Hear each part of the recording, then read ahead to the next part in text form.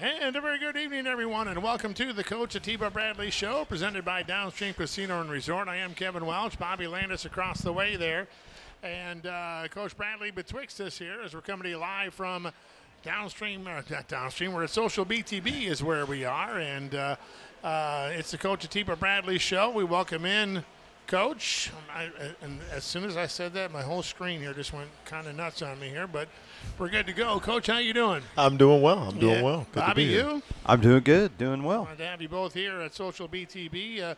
Lions lose 28-21 at home to Fort Hays last Saturday. Coach, another tough one-score loss, man. Yeah, another tough one. And you know what? This is one, even with the way the punt block at the end, this one was another tough game, man. Tough game. But we had our opportunities, and we did some good things, or we wouldn't have been in the game at all, but just not enough, and kind of stubbed our toe a few too many times. Yeah, we were, tied at the end of one quarter. We were down 3 at halftime after a great catch by a guy we'll have in our next segment, Isaiah Padello. No time left on the clock, was upheld on review. Down 6 going into the third quarter. Dang, come on, we're right there. Yeah. We're fighting so hard. We're close. You just couldn't get the ball to bounce our way. Yeah, and we were down 3 after half, and then we get the ball, and then just again some of these turnovers are never good, but they're just sometimes so freaking untimely, and so we take the opening kick, we get it, and then on the very first play or the second play we fumble it. And we give it right back to them. So the advantage we had from scoring going into half and then getting the ball right after to start the third quarter, we lose because we turned the ball over. Yeah, you mentioned that touchdown we scored with 1:11 to go to get within 7. They have a rushing play. We call timeout. They have another rushing play. We call timeout. Now we're out of timeout. So they run another play. We stop the play, but they run the clock down to about 19, and then they run it all the way down and they get a delayed game, right? Yep. And so that's about 19 seconds left. They punt. Kendall Houston blocks it, but a personal foul called on McGee, I believe it was. Yep, Peyton McKee. For leaping. I've Leaping never into the heard of a shield. penalty called leaping. Yeah, it's not one that's called a lot, and really he launched himself into the shield. What's the shield? The shield is spread like the punt. little cup that they where they got the blockers. 3 big guys usually in the backfield, and they hold hands, and they call that the shield. Oh, the 3 behind the line. Yes, okay. And those guys, they call that the shield, and so you're not supposed to try to jump over the shield, okay? But typically what happens is you run right to the point of contact, and then you kind of stick your arm out, and you kind of get a little leap, which is kind of ignored. So he leaped all the way from the line of scrimmage into the shield? No, I was going to say. He got a full sprint, and from about 1.5 yard away, he launched himself. He went vertical instead of horizontal. He went vertical, and then so he got flipped, and then he landed on the shield. But, so still got a piece of it. He still got a piece of it. Kendall actually came scot-free. And would have blocked it anyway. But, yeah, it was that, again, like we had that schemed up. We had it drawn up. Was it great a good job. call? Was it right? Great. Oh, it was. Was it a good call? Was it a good call, or were you a little upset with it? I think it's a little bit of a petty call. It's ignored a lot. But by the letter of the law, it was a good call. Now, I know they've changed the rules a lot on place kicking. Now, can you have a guy? You can't even have a guy line up over the center, right? No, center must be uncovered on field goals and punts. Jeez, They're babying those guys. We used to get blasted. Oh, yeah. They used to. Yeah. I mean, you would just snap the ball and then poof. Yeah, they'd be on You're you. grabbing cleats as they were going over you. Oh man, it was an awful job. And you look back at the days on kickoff returns where you had, The wedge, and then you had the wedge busters. Oh yeah. And that's all a thing of the past too. Yep. Now you can't even have 3 guys come together, and then it's one of those things. It's kind of like I kind of equate it to final shot in basketball, right? The point guard drives hard. You don't drop a flag there. You You don't call a foul. Call a foul when you just Unless he's mugged. But the incidental contact, I just don't like to see, and not that the full game was resting on that moment, but you just don't.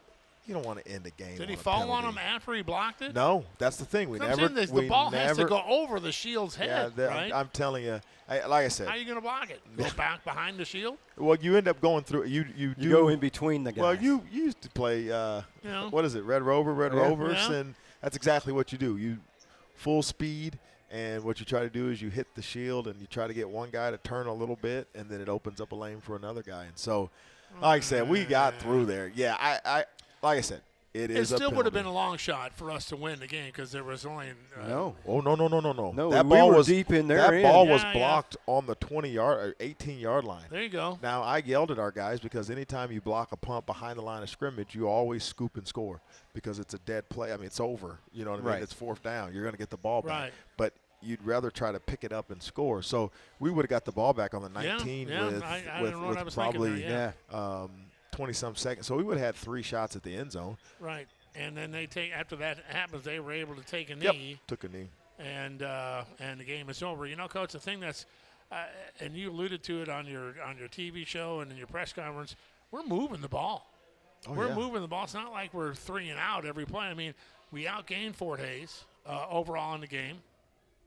Your 3 scoring drives were 88, 75, and 88 yards. 100%.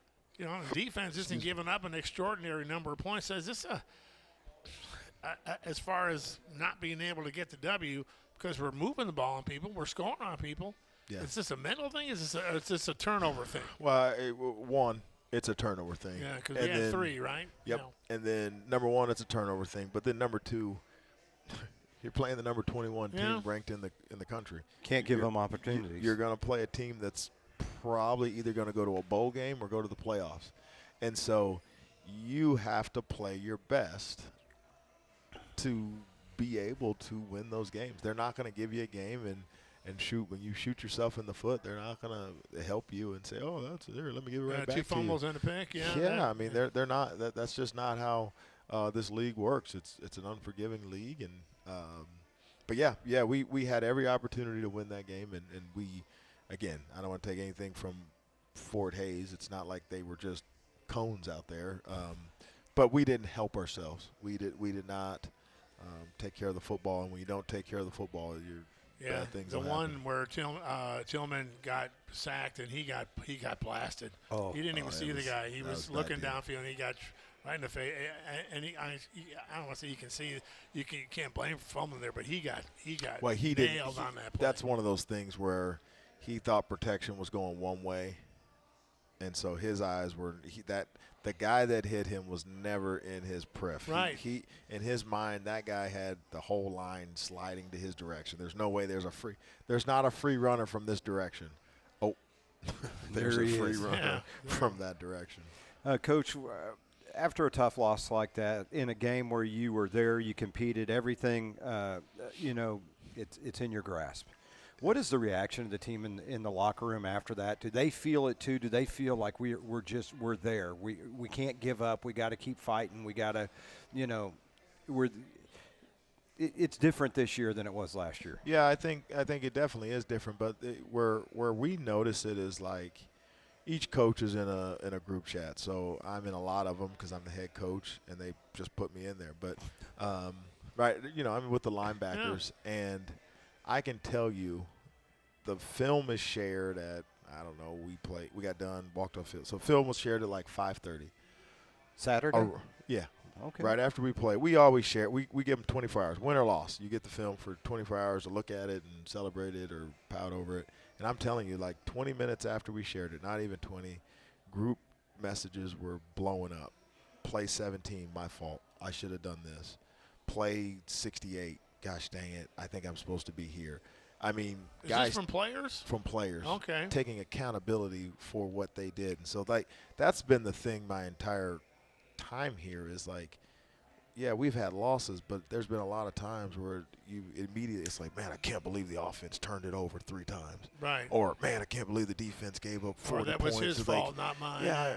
If they would have thrown me the ball, I would have, there's none of that, and it's a credit to these guys. But they're taking ownership for the mistakes rather than blaming a coach or blaming another player or blaming the theory being circumstance. they don't do this again, they won't make that mistake again. Correct. And Is- so we are growing. It's just Painful. It's painful. Is this having your guys there, the character guys, the type of guy that you want, the process that you go through and making sure that the guys on that team are these kinds of guys. Yeah. They're not your fault, but if it were me, it'd have been great kind of guys. Yeah, no, I think it's a little bit of our guys, but I also think it's a good blend of some really, really competitive good kids. And what I mean by that is, like, when they came in, they were driven to be, hey, I don't know what happened last year, I wasn't here, but we ain't going to do that. And the guys that were here were like, well, you weren't here, but we ain't going to do that. And so it was really a collective effort all through spring, all through summer of, hey, we got to be better, and guys challenging each other and keeping each other accountable. It looks like when you look at the stats and what we've been through to this point in the season, teams are really focusing on the experience we have at the running back position. They're trying to shut us down and put the ball in the hands of the freshman quarterback, and it's what we would do if it were the other way around. Absolutely. But he keeps answering the bell. And that's I mean, short of the turnovers, and like I said, the one was not his fault. Like the protection failed him there. I mean, he's putting up good numbers. Like, he's putting the ball in good spots. He's moving around the pocket well. And like I said, but that's the difference of being good and great. 3 mistakes in a game can really paint a bad game. And not that he had 3 mistakes. We all had more than 3. But that's where he, again, has to take the next step. But, it's tough to do in 5 games. You go right along into my next question. Tillman was 28 of 36. Not bad. 322 yards, 2 touchdowns a pick. 75% completion. 28 of 36. But sorry, not to cut you off. Oh. This ain't just 3-step. This ain't pad the stats with jet sweeps. A little pop pass. Yeah, these are down the field passes. Like, he's throwing second and third level throws and still completing at 75%. Like, against a ranked team. Against a ranked team, against a team that, like I said, they're going to finish in the top 3 in our league. Yeah, and what that tells me is every game, people seem to forget, he's just a freshman, a true freshman. He's playing high school last year. But every game's another game of experience for him. It's another game for him to get better. It's got to be nice to see the maturation and see, okay, this is another game where he soaks it in and can learn and learn from the mistakes he made. And then 75%, 322 yards and 2 touchdowns against a ranked team. It shows him getting better, and and it is a process. It is a process, and what it is. You can see it though. You can see. Well, and I always tell guys too, like, it's a process, one, to minimize the mistakes, but the real way you minimize the mistakes is the game slows down. I can remember when I redshirted, it was practice felt fast, and so my first game felt fast. But then all of a sudden, like, there was a point my second year where I was like, oh, I don't need to run around. Like, yes, you know what I mean? Like, you just work smarter, not harder. Yeah, well, and what, at the end of the Matrix where he, like, stops all the bullets and he's, like, moving them, like, things slow down. But in the moment, you feel like, oh, I got to rush this. It's happening so fast. It's happening. And it is happening fast. But what happens is your thought process speeds up, and so your feet and body are a little more slowed and under control, and that's when you start to reduce the mistakes. But I'm like, if he's this good, 5 games into his college career, what's he going to be like at the end of the year, or towards the end of the year, and next year, and the year after that? Well, and that's what, the head coach at Arizona State he got on the podium the other day, and he was on a rant, but he just said that, recruiting, while it's important, retention and development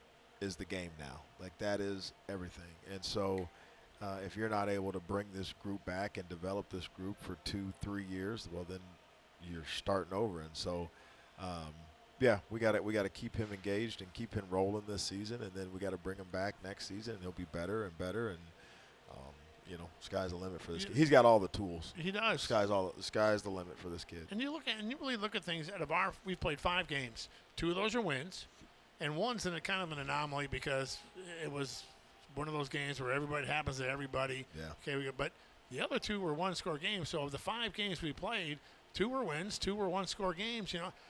How do you get over that hump? How do you get over that? Yeah, is there such a thing as learning how to win? Yeah, I think there is, but more so than that, it's just I think it's going back and just eliminating those small errors throughout the game, and that again, that's what'll drive you mad. Is I'll use the O-line for an example. Is like on this play, the left side is perfect, the right side sucked. The next play, the middle 3 suck, and the outside are great. Then the third play, all of them are great. It looks awesome, and they gain 15 yards. And that's where we've got to just mature and grow up. Is like, hey, like we got to synchronize. We got to get on the same page. We got to, even if you go back to our wins, short of probably Midwestern State for a half, we really haven't played complementary where defense gets a turnover, offense scores, or 3 and out. And so, offensively, the first 2 games, we didn't punt. We were scoring 38, 40 points. And then we come into conference play, and we scored 21 versus a really good Northwest Missouri defense. And then we go into Central. Like, I agree with you. Central, I just want to reduce the font and put a italics on it. But so no, I mean it's a work in progress. I said this at the beginning of the year, and I still think it holds true, is that every football team right now is just racing to week 5, 6, 7 because everybody has this influx of a roster, and so there's so much newness, and the teams that will ultimately have success are the teams that week in, week out get better, which I feel like we're one of those. But then, like I said, next year, can you keep your core team together? You're going to lose seniors, yeah, but how many are you going to lose to the portal? How many are you going to lose to academics? How many are you going to lose to whatever, life. XYZ life? And so if you're able to bring back the core of your team, you're going to roll and you'll be ahead of where everyone else is starting. If you lose your core and you got to replace with a bunch of guys, then it brings you a step back, because now you're always starting with the ABCs. You can't ever get to DEF because you have to teach the ABCs before you get to DEF. Correct. Right. And so it's almost like it's a vicious cycle, man. Well, it's like public education. You know what I mean? Like, you got a classroom of 30. 5 of them are ready to move on to the next lesson. 25 are need to repeat the first lesson. You know what I mean? And then then you get to high school and you have advanced classes. So then you got an entire 5 just want out of there. Yeah. So we've got to do a great job of just continuing to coach our guys, get them better, and get them to advanced football. I mean, how do you keep them motivated? You look at the three MIAA games that we played. Northwest and Central Missouri both are 3-0. Fort Hays is 3-1. It's the top 3 teams in the conference we played in our first 3 games. A combined 9-1 in the conference. Yeah. So how do you? I mean, you have said. I think I saw it on your TV show and on your. You feel a breakthrough is coming. Yeah, I do. I'm telling you, and people have mentioned how different this group is, and it hadn't shown up on the win-loss yet, but this is a different group. And the other part of it is like. Is that your message to keep motivated? The breakthrough's coming. Well, and here's what just hang with us. Well, and here's what's neat about these guys is that I don't have to have propaganda. There's not a Jedi mind trick. Like, these guys love football, and they don't give a crap if it's Northwest Missouri, Fort Hays, Nebraska Kearney. They don't care. Like, you're going to meet with 2 guys that are not within 12 hours of Joplin, Missouri. So there is no preconceived notion about what this team is, what that team is, what this team usually does, they couldn't tell you the history of. Well, one's from Hawaii and the other one's from Michigan. Correct. Right? So they can't tell you the history of them. Like, I'm from Joplin. So, like, I grew up MIAA, so I could tell you all about Chuck Broyles and I could Rod tell you about Smith and Rod Richard Smith, Jordan, and I could tell yeah. you about Mel Churchman. I could tell you about Willie Fritz. Like, these guys don't know that. So to them, it's just another ball club that's coming to Joplin, or we're going to Warrensburg. Where's that? You know what I mean? Like, Emporia, yeah. yeah, Kansas City. Okay, all right, we're going to Kansas City. You know, but I think that plays. I think that plays in our favor because there is no preconceived. Oh, this is a good These team. guys This is have a had our bad team. number. Correct. Same thing when we played Midwestern State this year. Like, nobody went into it thinking, oh, this team is. When we played SBU, no one, like, they didn't realize that was a different conference. Like, and again, that's not. I'm not telling them like, hey, this is a different conference. They're not as good or this da da da da. Like, it's like, no, here's another opportunity to go play football, and Yeah. these kids love football. Yeah, but I think the fans can feel it too. That's something that you're going to break through at some point. Yeah, And, yeah. and it's No. all going to click, and the ball is going to bounce our way, and the breaks are going to go our way, and we'll get more turnovers than we give up. But you just get the idea that it's coming. It is. I know it is. All right, this segment of the Coach Atiba Bradley Show has been brought to you by Missouri Eagle, proud distributor of quality Anheuser-Busch beers, serving customers in Missouri for over 75 years. Coming up in the next segment, two of those guys you just mentioned, Isaiah Padello, the sophomore wide receiver from Hawaii, and Shawn Smith, the senior wide receiver from Michigan. We'll have the interview with both of those coming up after this. This is the Coach Atiba Bradley Show presented by Downstream Casino and Resort. We're coming to you live from Social BTB Restaurant here on about 10th and Main here in Joplin. You're listening to it on 101.7 FM, Somo Sports Radio.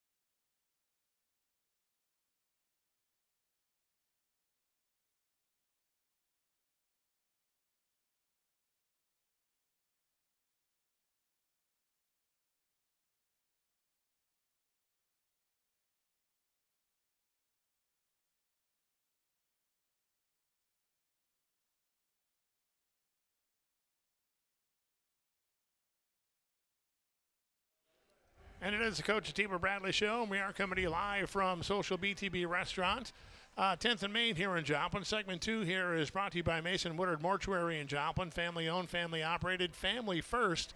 We're joined by a couple of Missouri Southern Lions, Isaiah Padello, okay, and Shawn Smith here with us. Isaiah is a sophomore wide receiver out of Mililani, Mauka, Hawaii.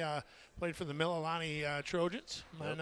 And Shawn Smith, senior wide receiver from Farmington Hills, Michigan, was just a little bit northwest of Detroit, if I'm not mistaken, right? Yeah. And went to the University of Detroit Jesuit High School. How you doing, guys? Glad to have you here. Doing good. Happy to be here. Yeah, okay, just speak up. And let's start first with Isaiah. Mililani, it's kind of the middle of Oahu, right? Yeah, like more central. Yeah, Central. I mean, Mililani, I didn't know there were. I lived in Hawaii for about 4 years back in the mid-'80s. I knew of Mililani. I didn't know there was a Mililani Mauka. Is that like across the mountain? No, so like there's like a bridge that separates Mililani, so it's like Mililani Mauka, and then the bridge, and then on the bottom is like Mililani Town. Okay. So you good surfer? You like Not bad. What's the best place to surf there? North Shore? You ever go yeah. out there? Yeah, North Shore, yeah, for Yeah? sure. Sunset and all that? You go Looks out? amazing out there. Yeah, I remember one time standing on the beach. It was real cloudy and stormy, and the waves were like ungodly, 40-foot, and they were coming in. And I'm just standing on the beach, and Lafayette goes, "Hey, bro, I don't even think of going out there." I'm like, "You nuts? I'm not going out there." But how'd you end up at Southern? I know there's a pipeline. There's some other Hawaiian guys on the team, some Samoan guys on the team. How'd you end up at Southern? Yeah, so I had like there's an all-star game that was in Vegas, and Coach Bradley and a couple other coaches went out to the game, and they watched the game, and I performed pretty well, so then they offered me on the spot over there. Really? Yeah. That's interesting. Yeah, have a good game. What's your favorite local food there that you miss? What's the one food you miss? A local moco. Oh, Yeah. Loco Moco. Good stuff. There is a place here in town that serves it, but they have like pulled pork on it instead of the hamburger. Ah. Yeah, not as good. Shawn, senior wide receiver from Farmington Hills, Michigan. First thing that stuck out at me from your bio is you got 3 sisters, huh? Yeah. No brothers? Only boy. Yeah, So I know. you feel a little outnumbered there a little bit Yeah, growing yeah. up? Yeah. Are you the oldest, or are they older No, than you? so I have 2 older and 1 younger. Yeah? Yeah. Feel kind of a little outnumbered there, but Yeah. you were a high jumper in high school too as well, right? Yeah. Did you win state, or did you were on the team that won state? No, I was on the team that won state. How high did you jump? My highest was, I think, 6'1". Wow. Yeah. It's like jumping over me. I love it. But you transferred here from Michigan State. Yeah. Recruited out big. That's Big Ten, man. That's big time ball. Redshirted in 22. Didn't see any action 23, 24. Decided to transfer out. How'd you end up at Missouri Southern? So, yeah, I spent first 3 years at Michigan State. And when I hit the portal, I was coming off an injury. I had got hurt at Michigan State. Okay. ACL tear. So that kind of helped me out Oof, 2 tough. years. So it was kind of hard, Coaches kind of hesitant with my injury, not knowing if I would be 100%. So Coach Bradley, Coach Zoe, my DB coach, was actually the first one to reach out, and we communicated, talked, and then eventually, they threw me an offer, and I took it. And when you say big time football, Michigan State's big time football, Big Ten and all. And if like you got it. I mean, I don't want to say it's this callous, but I think it really is this callous. That if you, hey, he's doing good for us. Oh, he tore his ACL. I mean, there's not that support, or okay, let's move on from Shawn because he's, we don't know, we don't know, so let's just. And then you're just kind of like forgotten. Were you there with the whole Mel Tucker thing so that was going on? That happened my redshirt freshman year. Yep, second year there. And that was all kind of a so the whole situation at Michigan State was kind of nuts, huh? Yeah, I mean, especially, and then you're going through a torn ACL, right? Yeah, yep. So it was that was crazy. So my freshman year, everything kind of went smooth. I had just redshirted. Redshirt freshman year, first couple games. I had not played, but I was making my way up. And then, about week 5 into the season, I had tore it. And then that was kind of when everything had changed. Our coach had got let go, and it was a whole bunch of stuff going on. I was hurt, and then the team it was just a whole lot going on. There was Just a whole lot. lawsuits and all kinds. Yeah. Tucker was not in a good situation. No, He was not in a good situation to bring. We're talking with Shawn Smith, as he's talking now, and Isaiah Padello from Missouri Southern. And I don't know. I kind of been fighting with him about how to ask this question. What's the difference between D1 and D2? I mean, there's obviously D1. The ones are, I'm sure Michigan State has some 5 stars. The ones are clearly above what you see in D2. But I've heard it from other people that have played D1 and then came down to play D2 that it's more like the twos are kind of like we're like, especially in the MIAA, the twos are kind of like at the same level, or the ones here are kind of like at the same levels of the twos. Like, you come here, you get a couple games under your belt now, and you say, did you say something, man, these guys at D2, they can play, huh? Yeah, definitely. Especially a lot of people think it's a really big gap, talent gap, but it's really not, I feel like. If anything, the D1 guys maybe just a little bit bigger, a little bit faster, but, like, in terms of talent-wise, it's like, talent is talent, and like it hasn't been it's not that big of a jump as many people think, especially in this conference, in the MIAA, which I think is, top conference in D2. So yeah, it's a difference, but it's not like a major difference as much as people think it is. Well, and there's a lot of guys in this conference that can play. Yeah. That can play D1, right? Mm-hmm. Yeah. Yup. It's just I think, oh, you're down at D2, you're not. What are you even thinking about? But it's like, man, this guy's down here in D2 can play ball. Yeah, and even at State, we had a couple guys. I know my freshman year we had a guy come up from D2. He was a safety, and then just last year they brought on a receiver who came from a D2. So, especially with the modern day churn support and everything, like it's a bunch of like I said before, talent is talent. It's not that big of a jump, really. Yeah, I mean, look at Mississippi. Their quarterback came from D2 last year, Yeah. at Ferris State. But let's go back with Isaiah here. Man, that was a hell of a catch you had last Saturday, the end of the half. You had 2 guys all over you. They looked like they were trying to sandwich you, but you had 2 guys in the end. First of all, they were the horn had sounded at the end of the half. They throw the pass to you, and you go up in the end zone. First, you're right up against the sideline, midway in the end zone. And then you got 2 guys that want to sandwich you, and you still come down with the catch. Man, I've seen the replay on that, and I'm like, how the hell did he come down with that? That was a heck of a catch, man. Yeah. What was the play on that? What was just go down there? I mean, you had to. With all that's going on, the concentration that you had to have was just remarkable. Yeah, so it's just like 4th down. We can't kill the ball, right? And we just need to play before half. So Coach Myers was yelling from the sideline, everybody, 4 verts. So just went to the end zone, and then 4 what? 4 verts. Verts. So, I mean verticals? Yep. Or, okay. Yep, everybody fly pattern? Yeah, Everybody get in the end zone? Everybody get in the end zone, and then I see my corner. He wasn't really paying attention, so I was just hoping Tillman threw it to me, and he ended up throwing it to me, and thank God I came down with it, And that safety just a smidge late. He was wanting to kill you. Yeah, I know.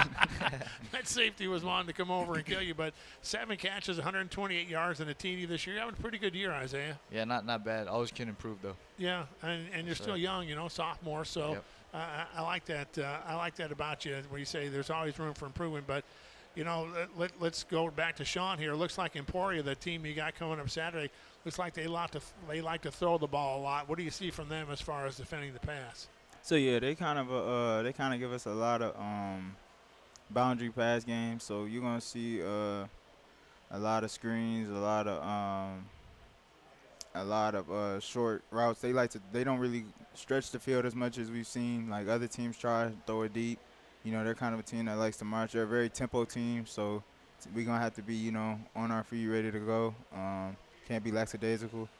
But yeah, it's just they kind of give us that same look as UCM, but I feel like this week we're better prepared for it. Yeah, they threw 61 times, 62 times 2 games ago. They didn't have to pass last week because they were killing Mo West, but yeah. They've thrown at least 50 passes in every game except for last week. Yeah, yep. So we're excited for that challenge, especially as secondary. We're excited for that challenge. we didn't. We bounced back last week, only letting up 125 yards. So this week we trying to let up even less. Yeah. And can you see thing? I'm not speaking specifically for Emporia, but can you see things on film that maybe pick up something that a wide receiver does, or if they're in this formation, you know what route the guy you're covering is gonna. Yeah. So I kind of try and pick up on, for instance, like where they're catching the ball. So it looks like a lot of the times they try and like catch it on the hash or run like glance route, something, catch it on the hash, see where they're at, 12 yards, 15 yards, like, you know, where they like to where they get out their breaks, stuff like that. So, yeah, I try and pick up on little tendencies between receivers and quarterbacks to try and, you know, get a jump on it. You know, Isaiah's a wide receiver. Shawn here is a defensive back. You guys go against each other in practice. Who gets the better of who in practice? Well, he more of an eyesight guy, so he be kind of going up against corners. I'll kind of go up against the slots as a safety. Okay, so you're a safety then. Okay, not a cornerback. Yeah, okay. Yeah. So you like to. So you're expected to stop the run there too, huh? You're So, expected to yeah, get in there and so you're the free safety or the strong safety? Nah, strong safety. Okay, so Yeah. there So you go. I'll be up in the run game. Even better. But is it true that they say that it's easier for a wide receiver because he knows where he's going? It's got to be difficult. I mean, when you're backpedaling as a defensive back, Shawn, backpedaling, you're not knowing which way this guy's going to go. And then you got to be thinking he doesn't. You got to be thinking I don't know. He doesn't know where I'm going. So you got if you run good routes, you're going to be able to. So it's a little bit of a cat and mouse game between the secondary and the wide receivers, isn't it? Yeah, for sure. Definitely. So you guys are close. And if you look at the 5 games we played, 2 were wins, 2 were. And we throw out the Central game because that was just an anomaly. That was just we just throw that game out. But 2 were wins and 2 were one-score games. You guys are this close, man. How do you get over the hump? You can kind of feel it. That man, we're almost there. Nah, definitely. You definitely feel it, and we know it, and we know we just got to take that next jump as a team, and just get both sides of the ball working. You know, offense. It seems like right now we're a little inconsistent. If offense is going and defense isn't, or if defense is going, offense isn't. So we just got to find that consistency on both sides of the ball and being able to just stop them from scoring, and then us, of course, scoring points. Right, and Isaiah, Coach has said, and I'm sure he's mentioned it to you guys because he's mentioned it in his press conference. He mentioned it on his TV show that he has, that he feels a breakthrough is coming. You guys feel that too? For sure. 100%. We just got to fix up those little details so when we play those good teams, they don't capitalize on it. And the breakthrough, though, has got to come from you guys, right? 100%. Yeah, 100%. It's got to come from you guys. So, Isaiah, you were a business major, right? What do you like to do when your college career is done? I want to be like a sales representative. You know, I like to resell things and just like make money. Not go back and start a plate lunch wagon? Nah. Those plate lunch wagons are awesome, by the way. How about you, Shawn? Your bio says communications major. Yeah, You're gunning for Bobby's job, or? Nah. So now I want to do something with sports, whether it's sports broadcasting or sports analysis, something to do in the sports world. You know, sports commentary, stuff like that. Oh, cool. We'll keep that in mind if we ever need anybody, man. I'm serious. But good luck to you guys on Saturday against Emporia. I think all Lion fans can, man, we're right there, and hopefully we can make that breakthrough and get it going for cause there's still a lot of season left, huh? Yeah. Still a lot of season. The season's not lost by any stretch of the imagination. So, Isaiah here on my left, Isaiah Padello, Shawn Smith across the table there. Thanks for coming in, guys. Appreciate that. Are they feeding you here? Yeah. That's no hooly chicken, but it's not bad. It's good though. Yeah, they didn't throw a pig in the ground. But, thanks, guys. Good luck Saturday. Appreciate you. Thank you. That's Shawn Smith and Isaiah Padello. Isaiah, the wide receiver. Shawn Smith, the DB. Both play for the Missouri Southern Lions. This segment is brought to you by Mason Woodard Mortuary and Joplin, family-owned, family-operated, and family first. Back to have segment 3 with Coach Bradley right after this quick timeout. This is the Coach Atiba Bradley Show, presented by Downstream Casino and Resort, coming to you live from Social BTB.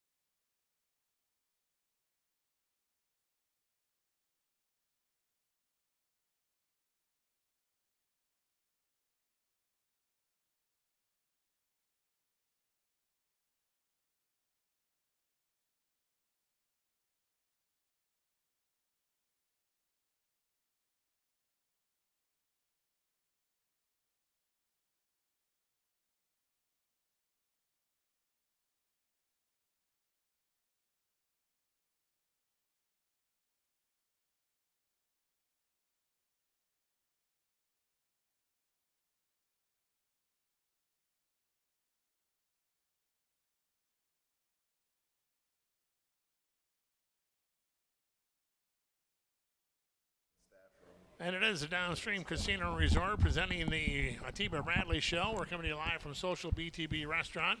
Bobby Landis, Kevin Welch, along with Coach Bradley. And this segment here is brought to us by Mercy Hospital in Joplin, who's been a healing presence in the southwest Missouri area for over a century. Coach, we travel to Emporia Saturday, take on the Hornets. They're 2-3 overall, 1-2 in the conference. 2 of those losses were against ranked teams. They blew out Mo West last weekend.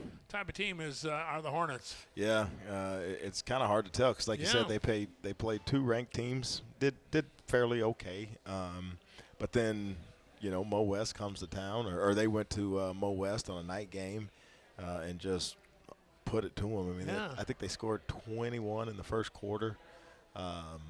That was Mo West game like we had against. Yeah. And Mo West, shot themselves in the foot. They had a pick for a touchdown. They had a punt block for a touchdown, and then they just never kind of got back right. And I'm not saying there's any breather games in the MIAA, but what we talked about in the first segment was how the 3 teams that we played in our 3 MIAA games are combined 9-1 in the conference. It's the top 3 teams in the conference. But Emporia has a similar record to us. You feel good going into this game. Yeah, we do. And honestly, I'm glad. You feel you can win. I know you feel you can win every game, but you got to feel good about going into this. Yeah, no. What I'm really interested to see is they run an offense similar to Central Missouri's. They're going to spread us out. They're going to dink and dunk, and they're going to try to go fast. And so, I'm really hoping our guys can apply the lessons they learned from Central Missouri, not just from a defense to their offense, but also us traveling and learning how to prepare when you're on the road and how it's different than when you're at home. It is different. It is different, and we try to make it as much the same. We try to keep the schedules the same as possible, but we are going to go up Friday night, so we'll stay in, Overland Park or Olathe, and so we'll get some rest, and we'll only have to get up at 7:30 instead of having to be at the school at 6 and see if that helps. But yeah, we got to carry over all these little mini lessons that we've had in previous games. We got to start carrying them over and applying them. Yeah, go ahead. Coach, you were talking about experience from previous parts. This is Game 6. You've experienced a lot of different offenses, a lot of different defenses. Now we're going to be able to start pulling from our experience and apply it. Now it's not we're not a blank piece of paper with nothing on it. Now we've got some notes, we've got some things, we've got some experience, and I'm assuming that will keep us from the experience we had at Central Missouri with the tempo offense and all that will help us as we go into Emporia. Yeah, that's what I'm hoping. I mean, and like I said, I talk about us being ready for a breakthrough. They're a good football team, and they're on the brink. They got a new quarterback, and so they, like I said, it's going to be a really good game. I'm actually really excited. I think our kids are up to the challenge. I think offensively, our kids are excited about getting back. I was speaking off air, but these are kids that love football, so. If you came to our practice, we start at 3:20. If you came at 2:50, 80% of the team is already out there. Yeah, that's good. And it's not with their coach. They're just out there throwing the ball. They're out there doing drills, and it's because they love football. Yeah, and Emporia State, you mentioned they like to throw like Central does. They average 346 yards a game. They've thrown at least 52 passes in their first 4 games. 62 passes against Pitt. They didn't have to pass against Mo West. They threw only 30 times in that game. They were so far ahead they didn't have to pass, but they like to throw it around, huh? Yeah, and it's not necessarily down the field. It's 3-step. It's lateral screens. Tunnel screens. Yeah, it's a D line's nightmare because the ball comes out like that. I mean, it just comes out of his hands pretty quickly.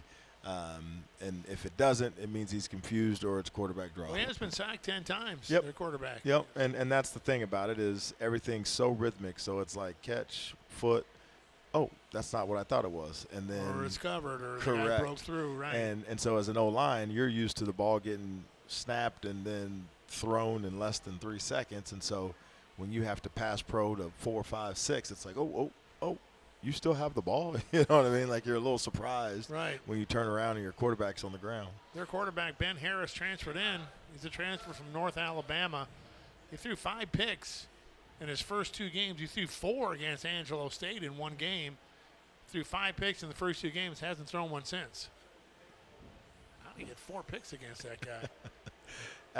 You get to good spots, Yeah. and you have a new quarterback and a new offense. And But that just, new quarterback, new offense, 5 picks in the first 2 games. Hasn't thrown one since. and like I said, that's the type of progression that I'm talking about. Like everybody's in that situation. I think right now, I think the only returning quarterback in our league is Pitt, UCO. I think that's it. Yeah. Everybody else has got a new guy, and so I think everybody's in that same boat of getting a guy acclimated to the league and to the offense. Coach, when we talk about the type of offense that they run and the pressure that they put on with the bubble screens and the tunnel screens and you have to tackle well in space. Yeah, that's what it is. And then we talked about this with Central Missouri. Is they basically cut your defense in half. So instead of allowing 11 guys to run to the football, they're only going to allow 3 because your D line is probably not going to get there. They may get there in the first quarter, but by the second quarter and the third, I'm just telling you, like, that's true, catch, throw, your D into the play. He may run and he may be a factor in the play, but it's really the corner, the outside linebacker, and the safety that side of the field. So they've really negated the other 7 players on the field. And so where a defense thrives versus an offense is when they can get 11 hats to the football. Or you talk about, you used to grade hustle and pursuit by if all 11 hats were inside the frame when the video was over. Whereas an offense like this, like you'll see it. They'll run a screen to the left, and then the receivers on the right will just jog off the ball. And because but you got 11 hats going to the ball, and you have to, yep. And they're but all then running. Again, they get the ball back. It's ready for play. Those guys got to run all the way back. Yep. And then the receivers, they get tackled and they just line up here. And then these guys never went anywhere. Already so lined they're up, yeah. correct. And the old line's like, yeah, we ain't going anywhere. Like, let's watch these idiots run around.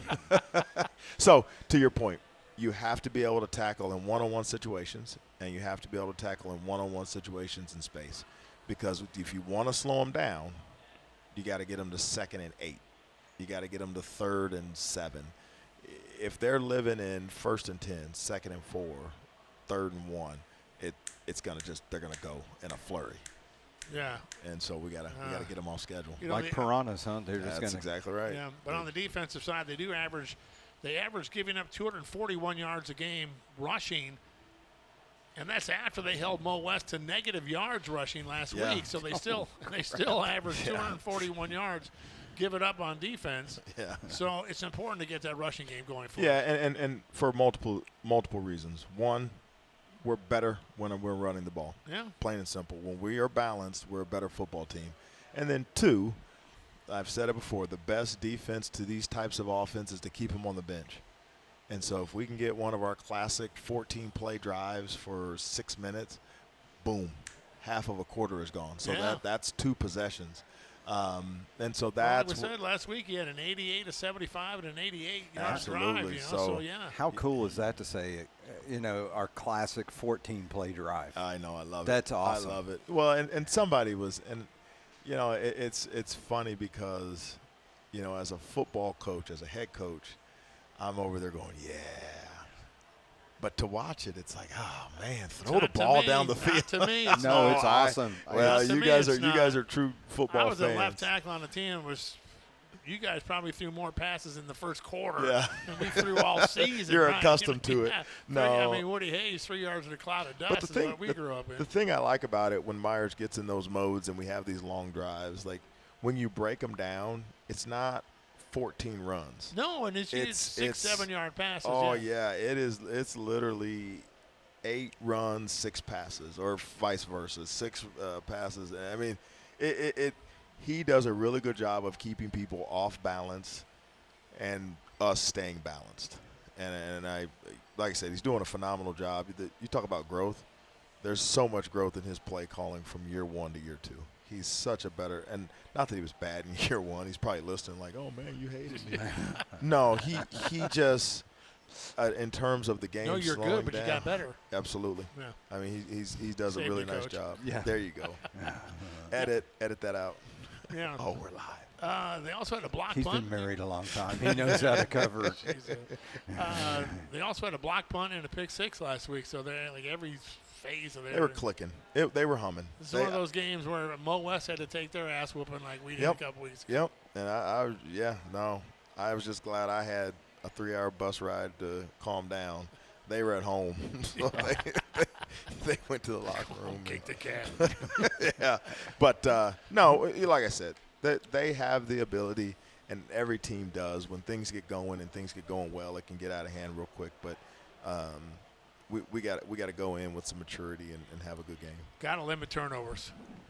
There it is. It's the Yeah. Set your watch by it. The third quarter. Yeah. It's almost 8. I know.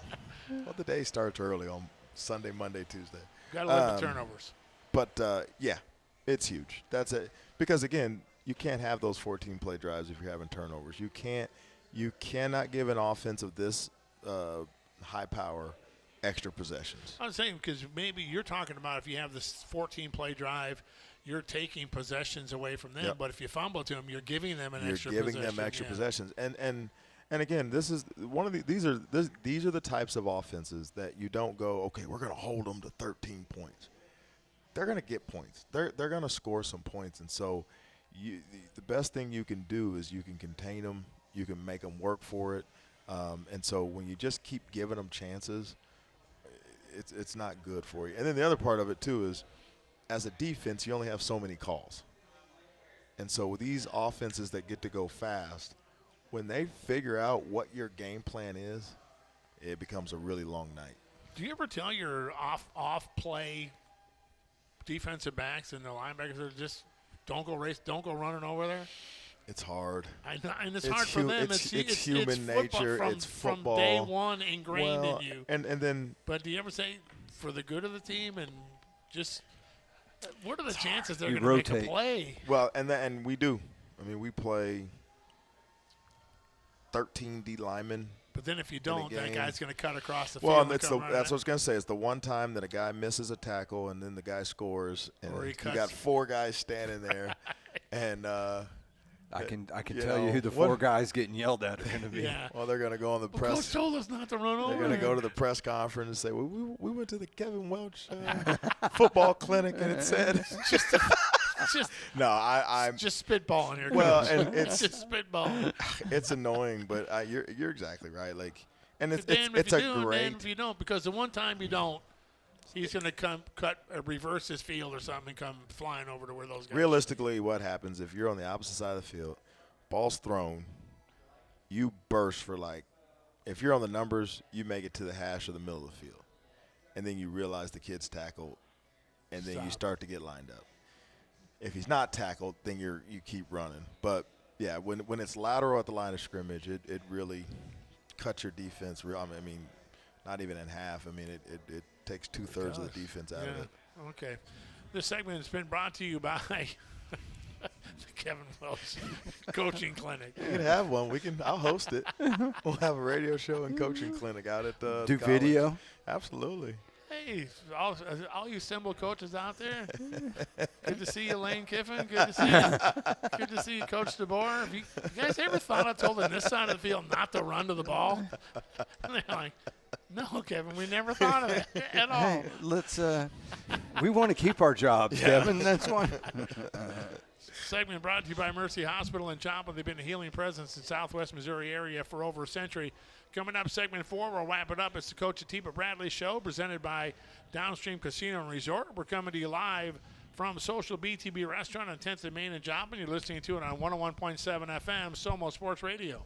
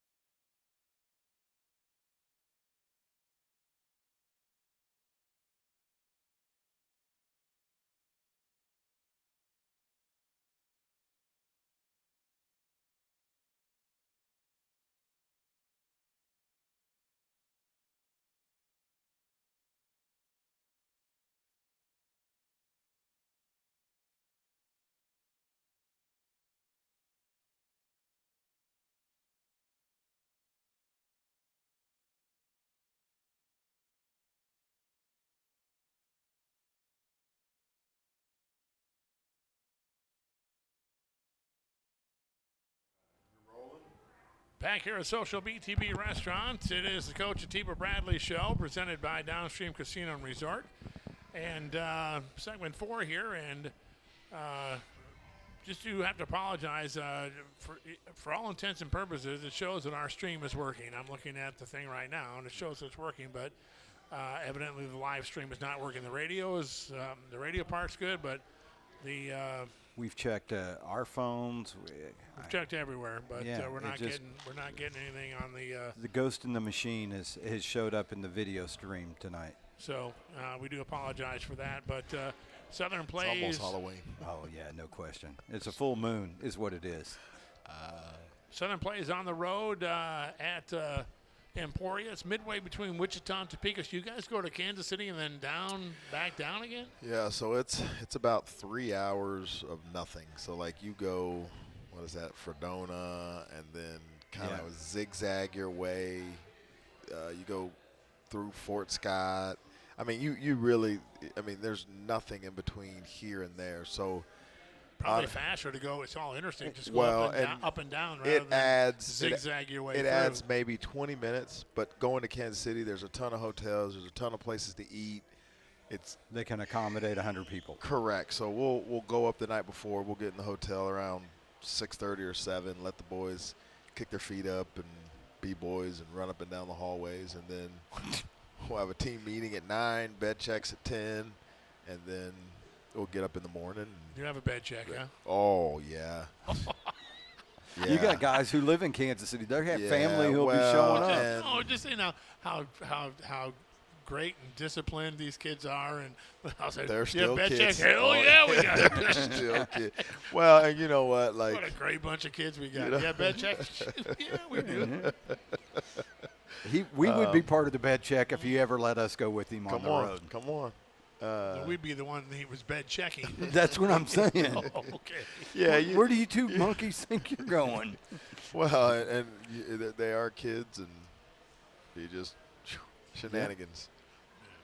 God and, bless shenanigans. And then you guys. So do you guys? I guess you wouldn't have to because you go 3 hours. So like after practice tomorrow, then you'll go, or do you? Yep. So we will Or on Friday, I mean. we'll practice. We'll eat lunch together. We'll practice. We'll give them a little bit of time to shower up, and then we'll all get on the bus around 2:30, 3, and then we'll drive up and have some dinner. And So how do they have an offensive bus, a defensive bus? offense and defensive bus. Yep. Yeah. Okay. We don't blend it up. Remember it happened last year when you took a road trip. Your buses Broke down, don't- nightmare. don't break down. The guy, we got to be somewhere else. What do you mean? What's the atmosphere like at Emporia? It's pretty cool. It's Is a it? stadium that's kind of on you. If you ever look at it, it's an older stadium that they've done some nice upkeep to, but it's got this big. I wish Patasso was here; he'd tell you about it. But it's got this like stone wall Okay. that surrounds the stadium, and I guess it was something that was built before World War II. One of the WPA projects. Yeah, like, yeah. Like Jung Stadium. Just like Yeah. Jung Stadium. Yeah. Really cool looking stadium, and so it's a nice atmosphere, and they're usually loud. And the one thing that's always holds true when you play in Kansas is windy. So we spent Nothing to block the wind. we spent some time today working. Hey, if the wind is in your face, if the wind's at your back, like. You know, you guys asked me about, like, do you take the toss or Notice do you you deferred win? last week. You want to get him deferred. I know. The problem is Coach 101 playbook says you got to. So, no, we Other than in game one, absolutely. we're taking the Absolutely, ball. we're taking. I wanted to. You guys have no idea. If you knew the battles that went on in this dome. I don't want to know. I don't want to know. We have our own battles to deal with, Coach. I don't want to know the battle goes on in any head coach of a college man. team. What goes on? There's probably 40,000 things going through your head at any moment. But their head coach, Garen Higgins, 19th year. Is in he Emporia. the old head in the MIAA? Second No. winningest coach in the MIAA. Well, and he's the longest. active tenured- coach. Active Yeah, coach. sure. It would have been Shurik, then him, then Brown. Yeah. But I will tell you, tremendous amount of respect for him and the way that he does his program. you can watch his kids. They get older, and they peak, and then they get younger, and then they just build themselves back up. I mean, he does it the right way. I think he does what I would like to do. I mean, he has probably 65, 70% high school, and then 30% transfer. I think he does a phenomenal job. Yeah, he's the 5th winningest coach in MIAA history, He the kills 2nd it. winningest active coach in the league. 1 win shy, and Coach, you got to promise me, he's 1 win shy of tying Fran Welch's record for the most wins in Emporia State history. That ain't coming against us. Not coming against us. Not coming. You don't want him to tie the record against us. No. And That's who the field's named after, right? Yep. Or the stadium's named Yep. after him. Yep. Fran Welch Stadium. Oh, Uncle Fran. Uncle Fran. Oh, Uncle Fran. Uncle Frank. No, but I got a lot of respect for him because Emporia, Kansas is not an easy place to do it, and he built it up, and he didn't get handed a program that was already No, they were winning. terrible when he took They them, were yeah. terrible. So and this is not a shot at any head coach, and I mean it's hard to win wherever you're at, but some guys get born on third, and they get a program that has been Right. winning or won a championship before they got there, and he took over a program that had not won and had not done a whole lot of anything, and he's built it up, and hats off to him. We healthy going in for the most part? We are. We're getting runny noses and Oh, no. yeah. Well, and again, nothing serious, but I can go through a whole team Uh, to get the one team going. we- Guy. The reason why he said, "Oh no," he had it last week Yeah. after going on the cruise, and I it got the creep. My whole family got yeah, the he creeping got the crud. creeping I don't know crud, if and it it was the cruise or the airline. So we've instructed guys stop sharing drinks and vitamin C, and wash your clothes. But yeah, it's been, I'll take the common cold and a stomach bug over an ACL and a labrum tear. You know what I mean? Oh yeah. Colton Bass, this is the first week he's practiced all week, and he's about 85, 90%, which is about as good as you're going to get from a fourth year senior. Trying to think who else was out. But for the most part, there's nothing glaring. Nothing like he's out, and he like last year we're talking about. Well, he's out. We were the and walking he's wounded. going to be out, and Yeah. but this one got a knee, and he's going to be out. But nobody. Nope. You're counting on that. That's good because Yeah. that's a good thing. But we're on the air at 12:30 on Saturday, and the kickoff is at 1 o'clock. I don't know what the weather's supposed to be like. I don't think it's supposed to get cooler again Mid-70s. until like next week. Yep. Perfect weather, mid-70s, sunny. Perfect fall weather. I mean, we'll go out at the 90-minute clock, and it'll have a nice little chill. And then by the time we kick off, we'll be sweaty, hot. Windy. Yep, windy. And then when the game's over, the temperature will be dropping back down, and we'll get out of Dodge. You talk about the wind, and it just clicked in my head. Does that field go north and south? Does it go east and west? Does it? North, south. Okay. Yep. But it just seems like at Hayes and Washburn, when you're standing on the turf, you're like, oh, the wind's not that bad. And then you kick a ball in the air, and it just Look at the tassels on the top of the Yeah. goalpost. Yeah. You were in South Dakota. It's the same wind. it's the same wind. And we always, what is it? Illinois blows and Kansas sucks, and so that's why it's so windy. Yeah, I've heard that. That's what we used to say at Oh Mizzou. yeah. Well, you're going to be in hostile territory on Saturday. Bobby's going to be in hostile territory. He's I'll going to be the in. Alabama-Mizzou game at Oh, yeah. at Faroe. I'll be in hostile territory. Okay. I'll be in hostile territories. I'm going to Neyland Stadium to watch the Hogs play Tennessee down Some in, good in games. Knoxville. Yeah. Yeah, so we're all going to be in hostile territory Saturday. Yeah. We'll make sure the stream's back and working so we can listen to the game on our way there. But, Are those night games? Arkansas, Tennessee? 11 How is kickoff. Mizzou and Alabama both 11 ranked o'clock? teams? Yeah. Both Alabama's played. This is the third undefeated team they've played. This must have been somebody got to pick this game. CBS or somebody got to pick this game for their early game. They have zero respect for Mizzou. I don't know. I don't take them lightly. That's right. I keep forgetting you. 11 o'clock kick? Come on. Yeah, that's surprising. That should be a night game. That's got two undefeated SEC Yeah. teams. Alabama ranked in the top Alabama got 15. beat by Florida State, But So what? That was week 1. Yeah, but they've since knocked off Georgia, knocked off Vandy last week. Vandy, I mean, Whatever. all right, Arkansas, They were Tennessee. You remember the They days were when you- undefeated, though, When, I when mean- beating Vandy wasn't a big deal. Right. I know. That's another guy. Oh, yeah. Boy, I hope he stays there. That Pavia or the coach? The coach. I can't think of his What's name. his name? Oh gosh, I got it right here. Chris Beck is there, Uh, and oh, dadgummit. I can see his face. Yeah, they were talking about Jerry Kill and Chris Jerry Beck Kill. and, Jerry Kill is there. Yeah. Is it start with a C? Anyway. I don't Anyways, know. but, I hope he stays there because yeah. he's done a phenomenal job. And I'll be there for Bobby Petrino's return for Second the second Hawks stint. Second stint. at Nyland Stadium, 103,000 fans. This is the kind of game, though, that Bobby Petrino pulls a rabbit out of his hat. We beat Tennessee. We kind of got Tennessee's number a little bit. We beat them last year. When I was the second time I've seen the Hogs play at Neyland Stadium, they beat them back then too. Yeah. So, Let's go. Yeah, let's go. Clean It's gonna sweep. It's going to be. Wouldn't that be awesome? We come back here next Wednesday and Everybody wins. yes, Well, I know two that Selfish. have a better shot than the one. have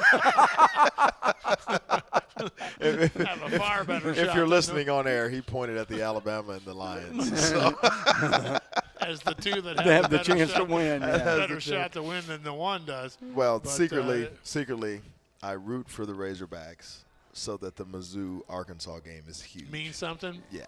Yeah. Because it hasn't the last couple years. No. And it hasn't. I wanted to The be last time I was there, they fired Bielema as he walked off the field. there. Oh yeah, Literally about 15 feet in front of us. Yeah. those are the two games I wish Mizzou would play every year. Mizzou, Kansas, Mizzou, Arkansas. They do. When the SEC came out with their 3 teams you play every year. They got Arkansas now. Arkansas, And Mizzou. Mizzou. Yeah. Mizzou's got like pretty easy. Arkansas's got like Texas, Mizzou, Ugh. and A&M, I believe, is their other one. I could be wrong. Yeah. A&M, Mizzou and Texas. and then Maybe it's Oklahoma. Mizzou Mizzou has is Oklahoma, Arkansas and right? Mississippi State or LSU. Who's not bad this year at all. No. I'd love to see Mizzou play Kansas every year or K-State and Arkansas. Arkansas. I think that'd be Yeah. phenomenal. Do you know that Mizzou's first 7 games are at home? Yeah, I First 7 games are at home this year. and it's hard to win, but teams they were playing. UMass. They played okay. UMass. They played Homecoming. Oh, come on, Drake. Well, they beat somebody You good got there, didn't this. they? I don't think he's been. I think he's still stuck with the schedule from. I imagine he is. Those things are 10 built years out. Yeah, they're built out for a while. No, and when they realigned the SEC, they did some hoop-de-doo on it. And, Wow. first 7 games are at home. Well, they played Kansas. Yeah. Played That Kansas, was at home. UMass. Everybody's been at home. Yeah, I'll be dang. Everybody. And I won a bet last night on this. I said Mizzou's every game they've played has been at home. No, they haven't. What do you want to bet? I'll bet you whatever you want. Okay, here's There what it I is. want. And they'll be, I'll be damned. Yeah. It was the And answer. I think even after the Alabama game is another – because this would be – what's their record now, 4-1? 5-0? Mizzou? They're 5-0. 5-0. So it's game 6. Then they have another game after that. I can tell you right now what it is, but we don't have time. So We've already gone over. Tune in next week for Yeah. an update on Mizzou football. okay, I'll give it to you right now. I think it's 6 in a row, and then they're on the road next week.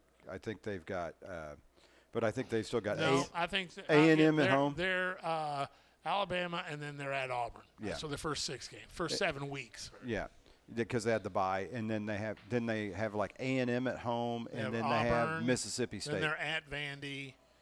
Then they're home against Texas A&M, home Mississippi State. Then they're at OU and at Arkansas, where the Oh, they're going- borderline rivalry trophy will come This back. is a big one for them Big game. because that could really unlock. I mean, after Mississippi that. State's and Vandy aren't pushovers like they used to be, man. They're good but this they year. ain't And then- Alabama. They ain't. And then Oklahoma's number 5 in the country. Yeah, they got How? a MIZ. Anyways. Go Lions. Yeah. Who MIZ. pig? Go Who pig? Lions. Yeah. All right. Roll. M-I-Z, Woo Pig. Say it, Bobby. Roll Tide. There you go. That's the Coach Atiba Bradley Show. Roll Lions. We're on the air. Roll Lions. Roar Lions. We're on the air every Wednesday evening from Social BTB Restaurant. It's presented by Downstream Casino and Resort. Coach, good luck on Saturday. Appreciate it. Thank you. For Bobby Landis, this is Kevin Welch. And for Coach Atiba Bradley saying thanks for tuning in. We'll see you next Wednesday. Good luck on Saturday, Coach. This has been the Coach Atiba Bradley Show presented by Downstream Casino and Resort on 101.7 FM. The Infinity Sports Network comes your way next.